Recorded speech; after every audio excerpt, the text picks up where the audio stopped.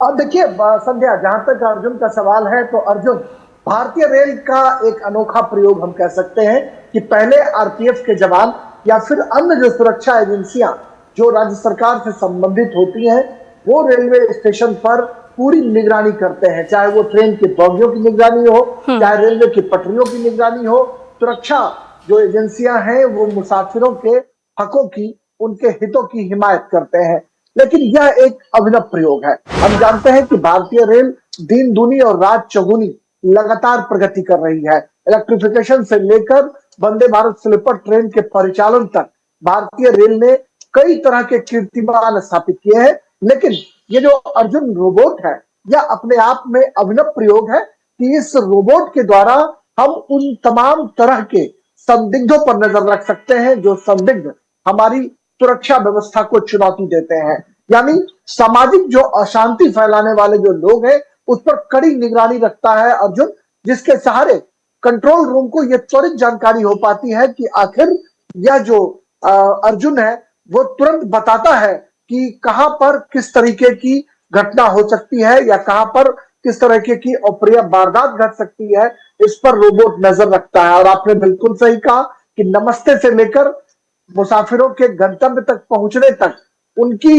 जो गंतव्य तो हम नहीं कर सकते लेकिन रेलवे स्टेशन से रेल की बोगियों में चढ़ने तक अर्जुन पूरी तौर पर मुसाफिरों पर नजर रखता है ताकि किसी भी तरह की कोई अप्रिय वारदात न घट सके। यह अपने आप में एक अभिनव प्रयोग है और यह प्रयोग अगर संध्या विशाखापट्टनम रेलवे स्टेशन पर अगर सफल होता है तो मुझे लगता है कि भारतीय रेल इस प्रयोग को देश के विभिन्न रेलवे स्टेशनों पर इस रोबोट का प्रयोग कर सकता है ताकि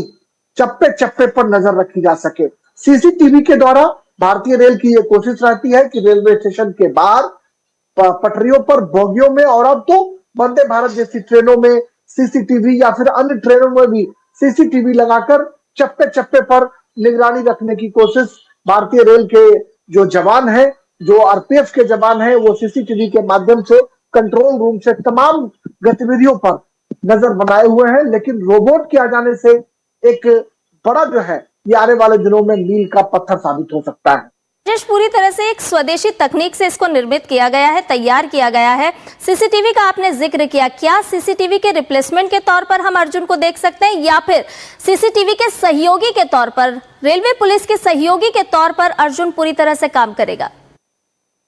देखिए बिल्कुल संध्या, आपने सही कहा कि सीसीटीवी का रिप्लेसमेंट तो संभव नहीं है क्योंकि अब ट्रेन की बोगियों में हम अमूमन देखा करते थे कि महिलाओं के साथ छेड़खानी की घटनाएं रेल के अंदर, रेल के बोगियों के अंदर घटित हो जाया करती थी, जिस पर नजर रखने के लिए सीसीटीवी रेल के बोगियों में भी उसे लैस किया गया है। वाईफाई भी लगाए गए हैं ताकि त्वरित जानकारी संबंधित अधिकारियों तक पहुंच सके और किसी भी तरह के अप्रिय वारदात से निपटने के लिए आरपीएफ पूरी तौर पर चौकसी बरते। रिप्लेसमेंट तो संभव नहीं है लेकिन यह सीसीटीवी को सहायता जरूर पहुंचा सकता है और जिस तरीके से ये तमाम चीजों को भांप कर कंट्रोल रूम को सूचना देने की कोशिश करेगा तो त्वरित कार्रवाई जो है वो हो सकती है। और कोई संदिग्ध व्यक्ति अगर कोई किसी भी तरह का कोई अप्रिय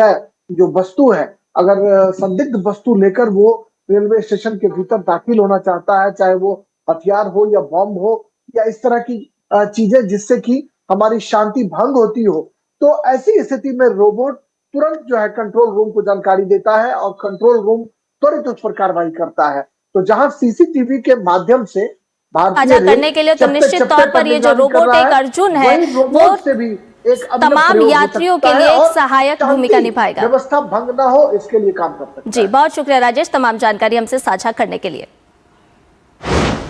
और इसके साथ ही हमारे बड़े दर्शकों को एक बड़ी खबर से रूबरू करा देते हैं। आपको बता दें कि इस वक्त की एक बड़ी खबर आ रही है। पद्म पुरस्कार